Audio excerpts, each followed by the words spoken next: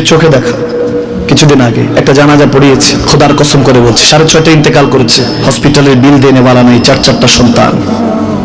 অ্যাম্বুলেন্সে ঘরে ঘরে আসবে, 1000-1200 টাকার বিল দেনে वाला নাই। কি বুঝলেন? ক্ষণস্থায়ী দুনিয়া।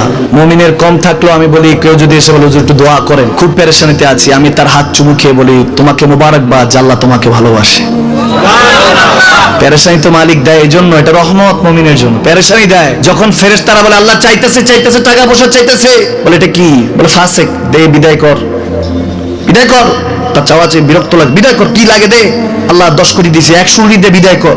মুমিন যখন চাইতে থাকে আল্লাহ আমাকে কিছু লাগবে, যখন একটু করে চায় আমার মাটাকে সুস্থ করে দাও, বাবাটাকে, আল্লাহ আমার স্ত্রীকে, আমার আমাকে একটু তৌফিক দাও, চাইতে থাকে মুমিন। আল্লাহ বলে যখন ফেরেশতারা দেখে মুমিন চাচ্ছে, দেরি করতে পারে না, তাড়াতাড়ি খাজানা নিয়ে দিতে নেবে, আল্লাহ বলে রাখোস না, এত তাড়াহুড়া কিসে?